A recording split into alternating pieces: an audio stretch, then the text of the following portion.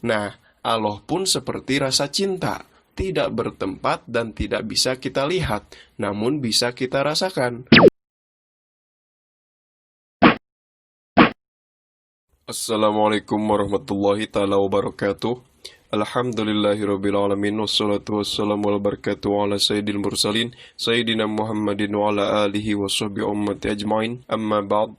Masa anak-anak adalah masa di mana rasa penasaran tumbuh, sehingga ketika seorang anak bertanya, hampir bisa dipastikan hal tersebut didorong oleh rasa keingintahuannya. Berbeda dengan kita sebagai orang dewasa yang memiliki banyak motif ketika kita bertanya. Ada yang ingin menunjukkan kemampuannya, ada yang ingin berdebat, ada yang ingin menggurui, bahkan ada yang ingin mempermalukan seseorang ketika bertanya. Anak-anak juga biasanya tidak malu ataupun takut untuk bertanya mengenai apa yang ingin mereka ketahui. Berbeda dengan kita orang dewasa yang terkadang malu atau bahkan takut untuk bertanya. Entah itu takut dianggap bodoh ataupun menyinggung hal-hal yang dianggap tabu. Oleh karena itu, ketika seorang anak bertanya, kita harus cermat menanggapinya. Jika kita tidak tahu, kita katakan saja tidak tahu, untuk mengajarkan mereka sikap jujur dan kesadaran akan sifat kita sebagai manusia yang tidak mungkin mengetahui segala hal. Rasa penasaran anak-anak tersebut tak terbatas di hal-hal yang bersifat duniawi saja. Begitupun mengenai hal-hal yang berkaitan tentang ketuhanan, seperti pertanyaan di manakah Allah berada. Tentunya, sebagai seorang muslim, kita harus mengajarkan anak-anak kita akidah yang benar.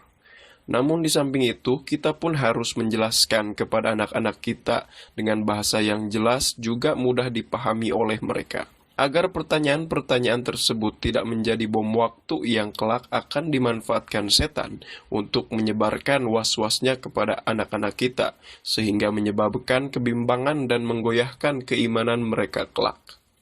Sebelum menjawab pertanyaan anak-anak di mana Allah berada ala Universitas Kastrologi, saya ingin terlebih dahulu menyampaikan poin-poin berikut.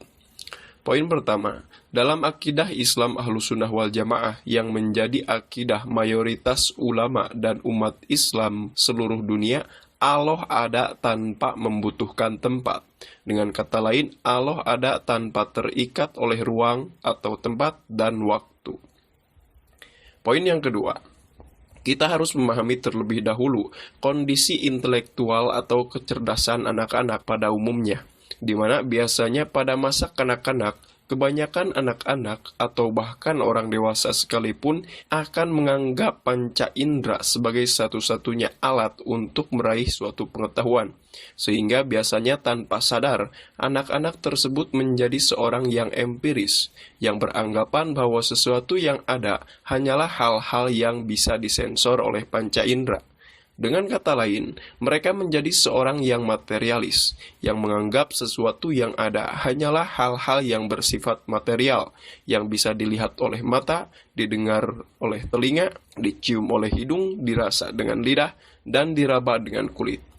Oleh karena itu, pada jawaban yang akan saya paparkan, saya akan menghapus terlebih dahulu asumsi kebanyakan anak-anak yang menganggap segala sesuatu yang ada adalah materi yang terikat ruang dan waktu. Berikut cara kastrologi menjawab pertanyaan anak, di manakah Allah berada?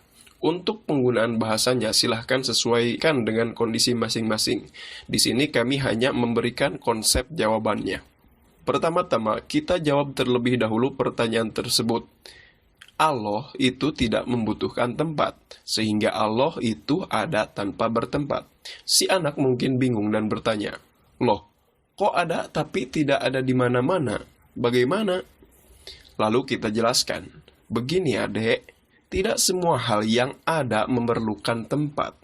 Ada hal-hal yang ada namun tidak membutuhkan tempat dan tidak bisa dilihat, didengar, dicium, ataupun diraba.